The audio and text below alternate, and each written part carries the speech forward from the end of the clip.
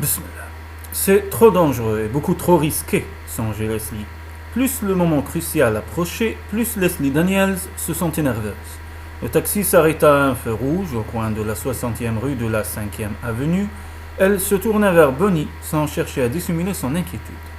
Mais pourquoi ai-je donc promis d'y aller? Son ami la regardait et haussait les épaules. Voyons, nous en avons déjà parlé des dizaines de fois. Leslie eut un pauvre petit sourire. C'est vrai, excusez-moi Bonnie, mais vous êtes la seule personne qui soit au courant. Voilà ce que c'est que d'avoir une double vie, mes chers. Bien entendu, vous ne pouvez pas le raconter à tout le monde. Dans votre bouche, tout cela prend des proportions extraordinaires, mais si seulement... Le chauffeur interrompit la conversation. Il avait un terrible accent de Brooklyn. Il faudrait vous décider, quand heure tourne. Je me gare ou je continue? Déposez-nous donc en face du plaza. Le plaza? Je parie que vous allez à un mariage, j'aurais dû m'en douter. Avoir votre robe, mademoiselle. Leslie n'eut pas le temps d'ouvrir la bouche. Son ami répondit pour elle. Mais non, elle va à la réception des auteurs de romans policiers. Elle est sélectionnée pour un Edgar, vous savez. Ah oui, magnifique. Mais dites-moi, c'est quoi au juste un Edgar? Un prix littéraire décerné à la mémoire d'Edgar Allan Poe, le célèbre précurseur du genre policier. Et vous l'avez? Non, je suis seulement sur la liste de ceux qui peuvent l'obtenir. Ce n'est pas si mal, non? Bonnie acquiesça vigoureusement. Tout à fait mon avis. Il faut absolument que vous y alliez. Et si quelqu'un me reconnaît, j'ai une sorte de pressentiment. Permettez-moi de vous dire que vous délirez complètement. Imaginez-vous seulement une seconde les gens de la Fondation Plaza. Ils auraient bien trop peur de se faire contaminer par l'argent. Et puis, de toute façon, vous n'avez vraiment pas votre allure habituelle. Je suis sûr que personne ne vous reconnaîtrait. Bonnie faisait une telle mimique quand elle parlait de la Fondation que son ami ne put s'empêcher de rire une fois de plus. Mais elle n'était pas convaincue par ses arguments. Certes, aujourd'hui ses longs cheveux blancs étaient dénoués et lui descendaient sur les épaules, ce qui changeait beaucoup du petit chignon bien sage qui était sa coiffure ordinaire. Sa robe du soir de soie bleue pâle lui arrivait aux chevilles et lui laissait les épaules nues. Elle était ornée d'une broche ancienne de diamants et d'aigle marine. Cela ne lui ressemblait pas de porter un vêtement de ce style. Mais en somme, il ne s'agissait que d'un camouflage. Cette jeune femme élégante n'en était pas moins la timide Leslie Daniels, qui malgré ses 23 ans, n'avait encore jamais assisté à une réunion mondaine sans être accompagnée par sa terrible tante. Avec précipitation, la jeune femme ôta sa bague de diamant et la glissa dans la main de Bonnie. « Tenez, prenez ceci. »« Votre bague? Mais pourquoi? C'est un bijou de famille des Clinton. Quelqu'un pourrait la reconnaître. » Bonnie éclata de rire. « Mais ma pauvre amie, vous êtes complètement folle. Vous croyez vraiment que la famille d'Harald est en train de rôder par ici? Les bijoux de famille des Clinton sont donc si célèbres que ça? » Leslie secoua la tête. « On ne sait jamais. Ce serait bien ma chance d'être reconnu. Vous feriez bien de prendre ça aussi pour plus de sûreté. » Elle enleva ses lunettes et les passa à Bonnie. Ainsi privés de leur protection habituelle, ses yeux paraissaient encore plus grands, plus bleus et plus lumineux. Est-ce bien raisonnable? Le déguisement est parfait et, soit dit en passant, vous avantage absolument. Faut-il pour autant vous rendre à moitié aveugle? Des lentilles. Ne vous inquiétez pas, je me débrouillerai. Le taxi s'arrêta devant la façade imposante de l'hôtel Plaza. Leslie prit une grande inspiration et leva les yeux vers les gratte-ciel perdus dans la brume. Alors, mademoiselle, elle sourit bravement. En avant, si je ne vais pas, je passerai le reste de ma vie à me demander ce que j'ai manqué. Elle ouvrit la portière et descendit. Pensez à moi, je suis en train de jouer avec le feu. C'est pour ça qu'il l'est fait. Leslie n'entendit pas cette dernière remarque, car le taxi s'éloignait déjà. Tandis qu'elle pénétrait dans le grand salon, Leslie sentait son courage faiblir. Chacun paraissait à l'aise et bavardait en riant haut et fort. La jeune femme semblait soudain toute petite, perdue et terriblement vulnérable. « Vous attendez quelqu'un ?» Elle sursauta et leva les yeux. L'homme qui venait de lui adresser la parole était grand et brun. Il la regardait avec sympathie. Son léger accent et la coupe impeccable de son costume de tweed ne laissaient aucun doute sur sa nationalité. Il était anglais jusqu'au bout des ongles. Non. Comment? Vous voulez dire que vous êtes seule? Mais c'est une chance. Voilà, ma femme a été retenue à Londres parce qu'un de mes fils s'est cassé la jambe en tombant d'un arbre. Alors je suis seule, moi aussi. وجيت عندها باش elle te tient compagnie. C'est bien. Il sourit à Leslie comme à une vieille amie perdue de vue depuis longtemps. Je priais le ciel de m'envoyer quelqu'un pour partager ma table, mais je n'osais rêver d'être exaucé de façon aussi charmante. Je suis Ken Powell. Je sais. Leslie avait déjà vu sa photo sur la jaquette de ses livres. Le dernier best-seller de Powell partait favori pour le prix du meilleur roman policier. Vous serez peut-être le gagnant ce soir, n'est-ce pas? Je vous souhaite bonne chance. Il sourit. Merci, je fais de mon mieux pour avoir l'air décontracté, mais je n'en mène pas large. D'ailleurs, ma femme Alicia dit que je n'y arriverai jamais. Pourtant, c'est la 3e fois de suite que je suis sélectionné. Eh bien, comme le dit l'adage, la 3e sera la bonne. Et puis, L'Enfer à marée haute est un livre formidable. Vous n'êtes pas seulement belle, vous êtes aussi très aimable. Venez donc dîner avec moi, j'insiste. Leslie hésitait. Elle aurait bien aimé continuer à bavarder avec Mme Powell, mais c'était un risque qu'elle ne pouvait courir. Ça aurait été avec plaisir, mais j'allais m'en aller. Vraiment.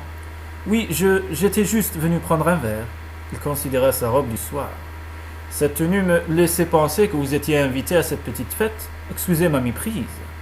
Les visages de la jeune femme sont pourpres. Il faut que je parte. Il prit un temps indifférent pour déclarer « Vous savez, je n'essaie pas de vous séduire. Je n'ai pas supposé une chose pareille. » Fitzayer, elle supposera une chose pareille. Il haussa les sourcils. Mais si, et vous aviez bien raison, si j'étais célibataire, j'aime bien votre compagnie, c'est tout.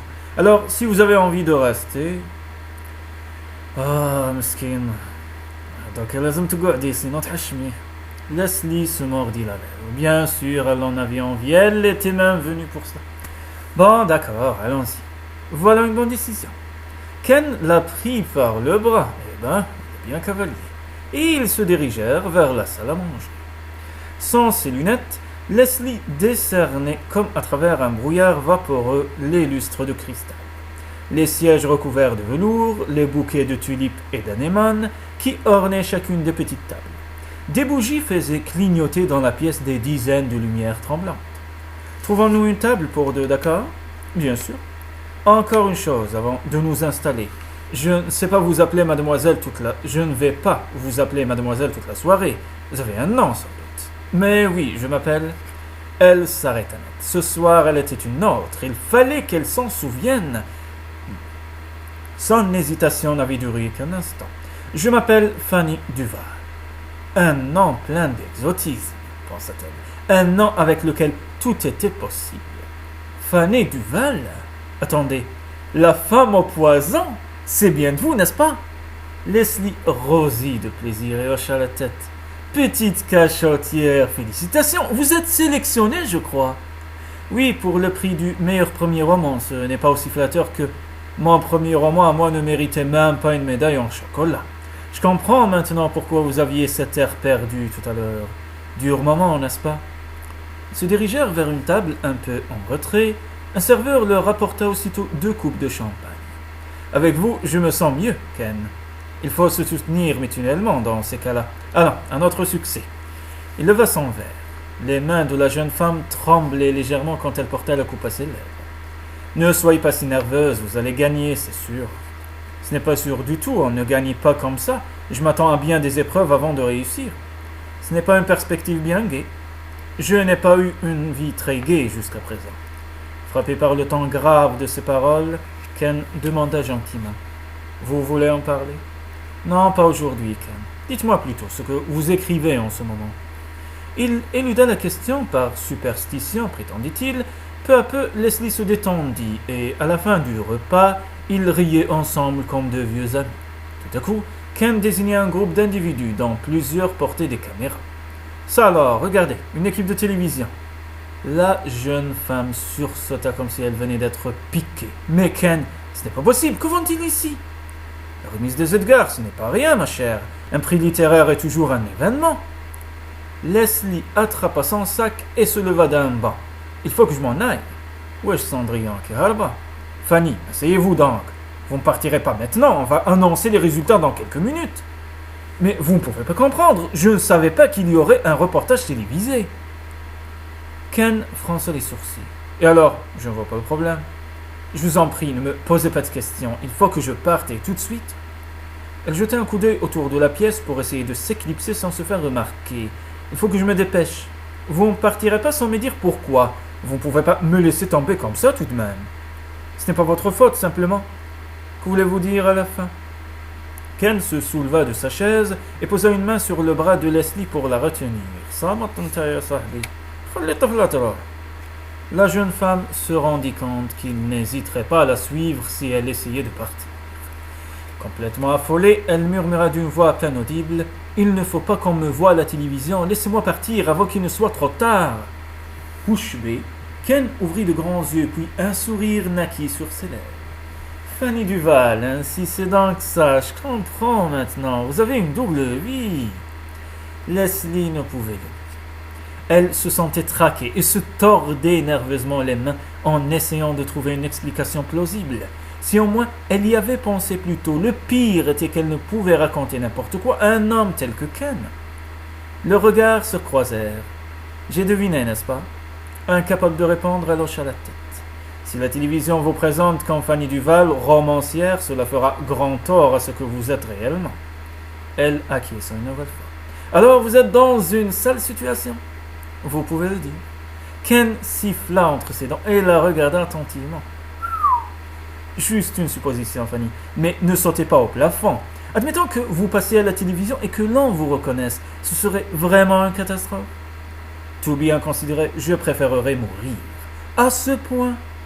Elle leva les yeux vers Ken gentiment. Il prit sa main et la posa sur la nappe blanche. Excusez-moi, je ne savais pas ce que c'était si grave. Ne vous excusez pas. J'espère seulement que je n'ai pas gâché votre soirée. Gâcher ma soirée? Vous voulez rire? Elle ne pouvait être meilleure. J'adore ce genre d'aventure. Ne vous inquiétez pas. Nous allons vous tirer de ce mauvais pas. Je n'aurais pas dû venir. Je sentais bien que cela risquait de mal se passer. Mais je n'ai pas pu me retenir de venir quand même.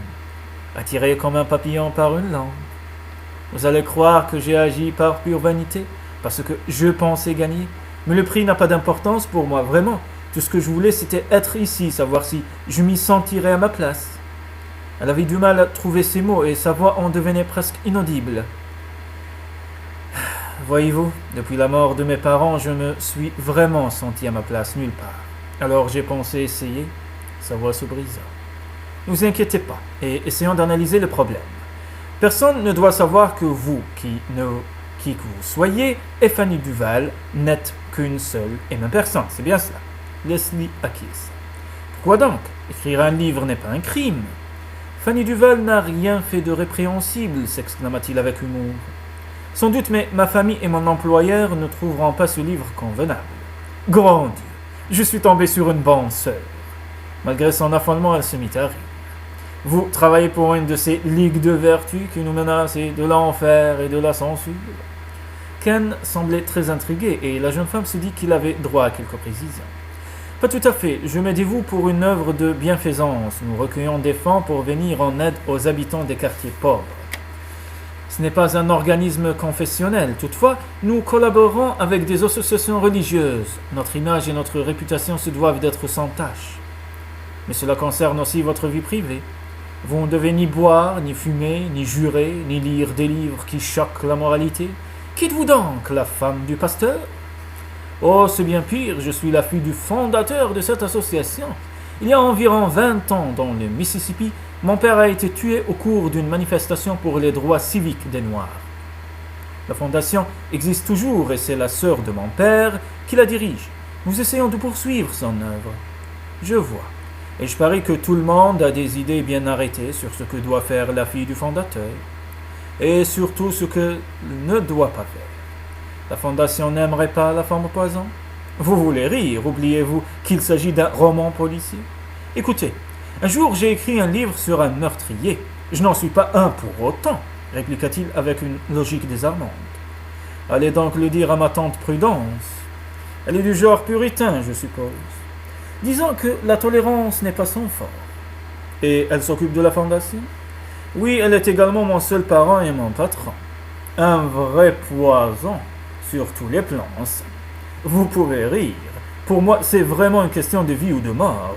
Depuis la disparition de mon père, tante Prudence a toujours tout régenté à la maison et je n'ai jamais osé lui tenir tête. On dirait et votre livre? Je l'ai écrit pour m'amuser. À l'époque, j'étais encore à l'université, mais je n'aurais jamais cru que La femme au poison finirait par être publiée. Pourtant, vous avez essayé et voilà le résultat. D'un geste large, Ken lui montra la salle. Je vous donne gagnante dans un fauteuil, comme on dit aux courses. Vous allez voir, en un rien de temps, vous allez quitter vos bonnes œuvres pour écrire à plein temps. J'en rêve. Vous y arriverez, il suffit de le vouloir. Leslie s'était assise. Elle baissa le nez vers sa tasse de café pour cacher son trouble. Ken avait vu juste. Son plus cher désir était de gagner sa vie en écrivant. Mais comment quitter la fondation? Fanny, il n'y a plus d'esclaves depuis Lincoln, vous savez. Vous avez assez de talent pour pouvoir en vivre. Alors pourquoi ne pas couper les ponts? Oh, l'argent ne serait pas un problème, ce n'est pas ce qui me fait peur. Alors quoi? Vous pensez trahir la mémoire de votre père? Vous savez, vous n'êtes pas la première à vouloir quitter une affaire de famille. Ce n'est pas si simple. Essayez donc. Si vous vous sentez vraiment trop coupable, vous pourrez toujours faire machine arrière. Mais je crois en la fondation. On a besoin de moi et je suis fidèle à la mémoire de mon père. Pourtant, il vous faudra bien voler de vos propres ailes un jour ou l'autre. Un jour, oui. Pour l'instant, je ne suis pas prête. L'est-on jamais? La femme au poison peut l'emporter, vous savez. Ce serait une publicité formidable pour la fondation, non? Non, on ne me le pardonnerait pas. Vous pardonnez quoi? Votre tante ne va quand même pas croire que vous avez tué une demi-douzaine de personnes pour vous documenter, quand même. Non, mais elle dira que j'ai sûrement quoi? La jeune femme baissa la voix. Sûrement eu beaucoup de relations avec des hommes pour raconter ce genre d'histoire.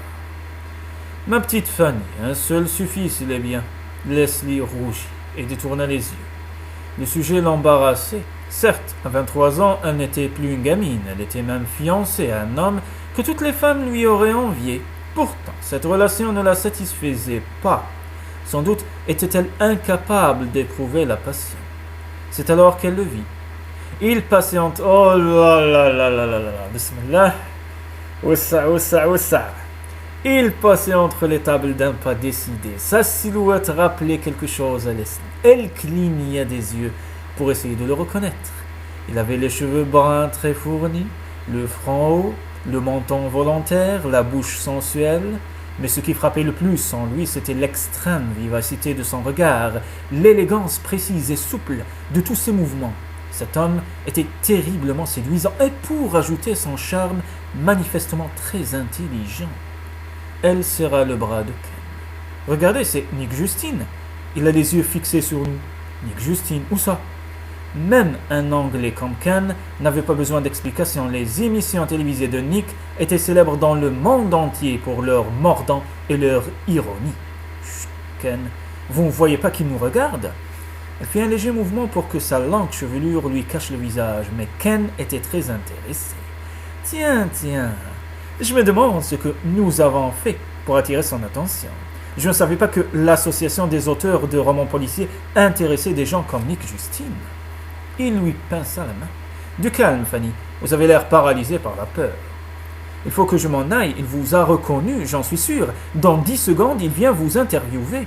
Moi? Allons donc. Ce type connaît son métier. S'il n'était pas capable de remarquer la plus jolie femme de la soirée, il ne mériterait pas sa réputation. Oh mon Dieu !» À quelques mètres, Nick Justine la regardait droit dans les yeux, comme s'il voulait l'hypnotiser. Quand il se mit à avancer vers sa table, Leslie se leva et repoussa sa chaise. « Ça suffit, je m'en vais. » « Impossible. Pourquoi donc? Le jury va annoncer les résultats. Vous voulez vraiment vous faire remarquer? Si je suis lauréate, prenez mon trophée. Vous direz que je me suis senti mal. Et vous croyez que Nick Justine va avaler ça? C'est le meilleur moyen de le convaincre que vous avez quelque chose à cacher. Je parle sérieusement, Fanny. Un auteur de roman policier devrait savoir que s'il l'enfuit, c'est que l'on est coupable. Je me moque de ce qu'il pensera. Tout ce que je veux, c'est être ailleurs. Si vous continuez comme cela, il y aura toujours quelqu'un pour vous faire peur. Justine, votre tante, ou qui sais-je encore. Si vous n'êtes pas capable de vous débrouiller toute seule, ils seront trop contents de décider pour vous. Vous êtes injuste. La justice n'a rien à faire là-dedans. Vous voulez savoir si vous étiez à votre place, ici? C'est ce qu'on va voir. Vous avez le choix. Ou vous vous conduisez en adulte et vous faites franc, ou vous vous ridiculisez à vos propres yeux en prenant la fuite. Ken venait de piquer la jeune femme au vif. En elle se mêlait la peur du danger et le désir de lutter. Mais surtout, elle savait bien qu'en détalant comme un lapin, elle baisserait non seulement dans l'estime de Ken, mais encore dans la sienne propre. Ce qui était plus grave, il fallait qu'elle reste. Leslie se rassit sur sa chaise. Ken sourit, approcha son siège et lui passa un bras autour des épaules. Bravo Fanny, on dirait que les choses sérieuses vont commencer. Voilà, bismillah. Sur l'estrade, un homme avait pris le micro. La jeune femme chuchota. Vous avez beau dire, si je gagne, je ne pourrai jamais aller jusque-là et faire face aux caméras. Il faut voir les choses du bon côté. Peut-être perdrez-vous.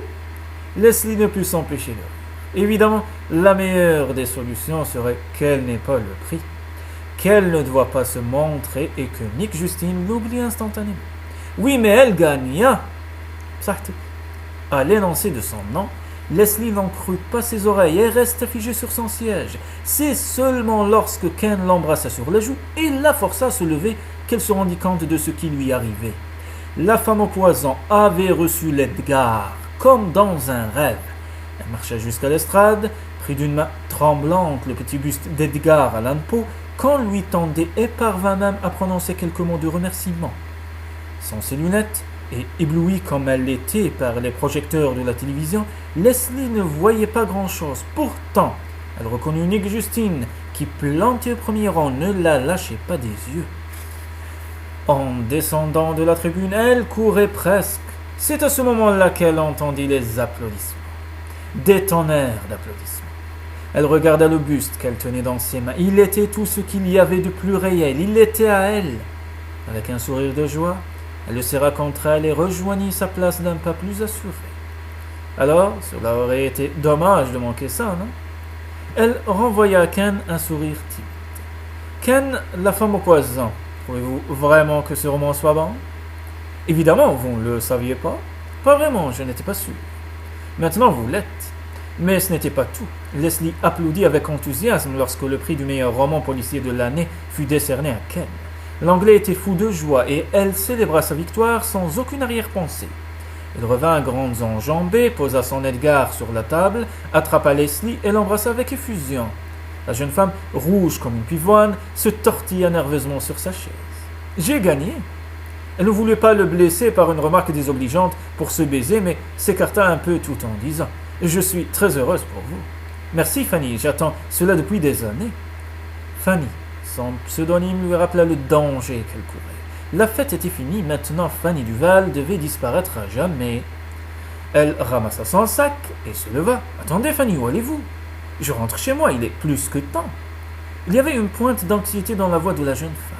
« Vous ne partirez pas avant d'avoir dansé avec moi. Nous avons gagné, ça se fait. C'est la règle du jeu. » Non, je vous en prie, Ken. Soyez un peu compréhensif. Vous connaissez mes ennuis. Quels ennuis, mademoiselle Duval? Cette voix... Oh, cette voix. Leslie en eut le souffle coupé. Elle la reconnaissait parfaitement pour l'avoir entendue des centaines de fois au programme télévisé de vendredi soir. Une seule solution, la fuite. Elle n'aurait pas été la première à chercher à se dérober aux questions de Nick Justine. Pourtant, elle prit une profonde inspiration et saisit la main de Ken. « Faites franc, avait-il dit. « Très bien. Il fallait espérer que Bonnie ne s'était pas trompée en disant qu'elle était méconnaissable. » Ken, un peu gêné, essaya de prendre un air décontracté. « Bonjour Nick, content de vous revoir. »« Bonjour Ken, moi aussi. Comment va Alicia ?»« Elle est restée à Londres avec les enfants. »« Je vois. » Il regardait Ken et Leslie d'un air plein de sous-entendus. « Je dois vous féliciter tous les deux, si c'est bien la mystérieuse Fanny Duval qui est en face de moi. Je suis Fanny Duval, mais je n'ai rien de mystérieux. » Sous l'effet de la surprise, elle avait pris un ton de défense agressive. Ses yeux rencontrèrent ceux de Justine Noisette, pailletés de vert. « Alors, je vous félicite pour votre victoire. » Il souriait presque. Leslie éprouvait une sensation bizarre au creux de l'estomac. « Oh, تقع في حبه. الغرام شعل بو. Comme si elle venait de faire une chute vers... داء الحب. Merci, surpris de vous voir ici. Je croyais que les écrivains n'intéressaient guère les gens comme vous. Au contraire, j'ai appris à ne pas limiter mes centres d'intérêt. Il s'interrompit et Leslie sentit qu'il la détaillait des pieds à la tête. Vous avez raison, les gens présents dans cette salle ont à leur actif plus de plans diaboliques que n'importe quel meurtrier. En fait, je serais bien surpris si, à cet instant même, personne n'avait ici des idées d'assassinat. J'en suis sûr, mais si les pensées pouvaient tuer, je serais mort depuis longtemps. En général, il ne sert à rien d'avoir peur, mademoiselle Duval. Et en particulier, de quoi avez-vous peur? Elle soutint son regard. Quelque chose dans cet homme l'a provoqué. Elle voulait se mesurer à lui, même si elle savait que c'était jouer avec le feu. Ken, qui avait senti l'atmosphère se tendre, intervint. Les mauvais indices d'écoute sont sentis un peu comme les faibles tirages pour nous, n'est-ce pas, Nick? À propos, j'espère que vous avez un exemplaire de mon livre, sinon je serais ravi de vous en dédicacer un. Nick sourit et accepta ce changement de sujet. Avec plaisir, Ken, mais j'ai lu L'Enfer à Mariotte dès sa sortie en librairie. La femme au poison aussi, d'ailleurs. Je dois dire que vos récompenses sont amplement méritées. Ken sourit, mais Leslie rétorqua. Ce que vous dites m'étonne, je croyais que vous ne lisiez que le compte-rendu des débats parlementaires et les mémoires des gangsters.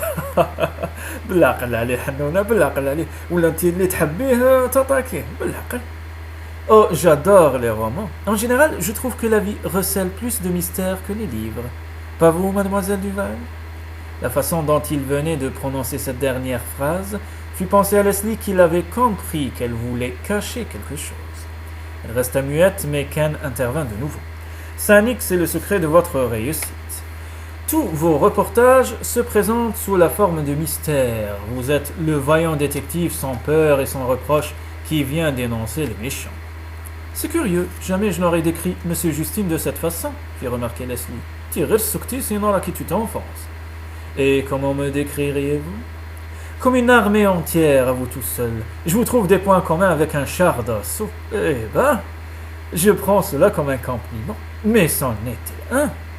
Leslie sentait qu'elle se montrait bien prudente. Elle aurait dû parler le moins possible. Pourtant, même s'il l'intimidait, cet homme la poussait à le provoquer. Ken sentit le danger et essayait de se montrer apaisant. Ah oui, c'est intéressant, Justine le guerrier. Excellente image, Fanny. Nick se tourna vers Leslie. Vous parlez comme si seule l'image comptait. Ce n'est pas le cas. Votre image n'explique-t-elle pas en grande partie votre succès? Si on parlait de votre image à vous, mademoiselle Duval, la femme mystère dont on ne connaît rien, ni le présent ni le passé, dont vous ne connaissez rien, c'est différent. N'avez-vous pas empêché votre éditeur de faire figurer votre photo au dos de la couverture? Si, mais pourquoi? Par timidité? Pourtant, vous ne vivez pas en recluse puisque vous êtes ici, ce soir, pour la remise de votre prix. Pourquoi un tel secret, mademoiselle Duval? Leslie ne s'attendait pas à cette attaque et resta muette. Voyons, Justine, commença Ken, mais Nick l'interrompit. Vous êtes tout en contraste, Fanny.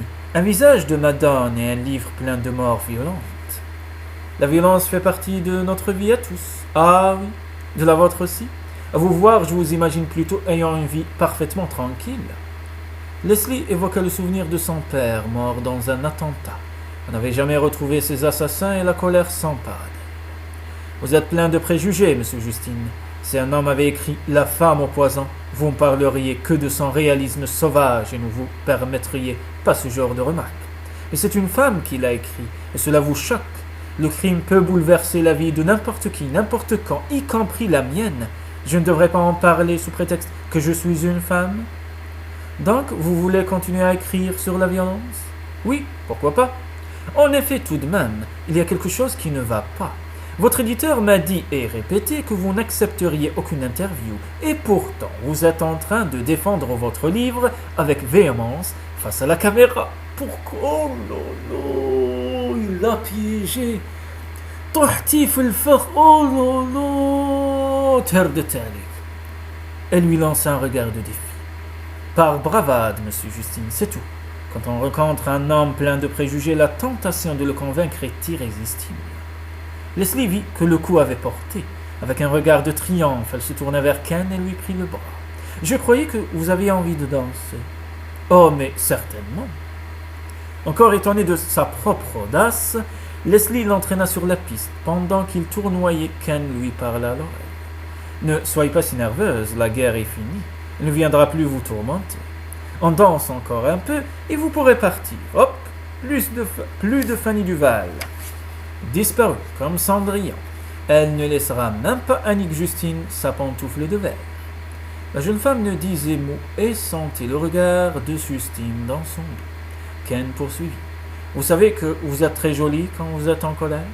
Vous auriez pu me dire que vous le connaissiez. Je ne savais pas qu'il risquait à coup sûr de nous prendre pour cible. Je ne le connais pas très bien. Je l'ai rencontré une fois ou deux à Londres. Il m'avait plu.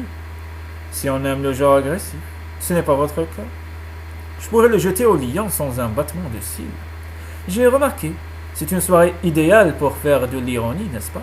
Écoutez ce que joue l'orchestre. Un jour, tu verras, on se rencontrera. Ah, que c'est mignon. Leslie fit la grimace. Le compositeur n'a pas dû penser à quelqu'un comme Nick Justine. Il n'évoque pas particulièrement l'amour. On ne sait jamais. Il vous dévorait des yeux. Moi, je dis que vous avez fait une conquête. Quand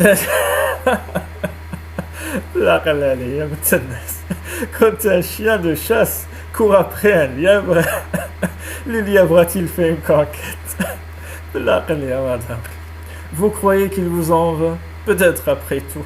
Ça m'étonnerait qu'il aime se faire damer le pion dans sa propre émission. Surtout par vous. Attendez, on va lui jouer un bon tour. Il la serra plus fort contre lui. Un bon tour, que voulez-vous dire?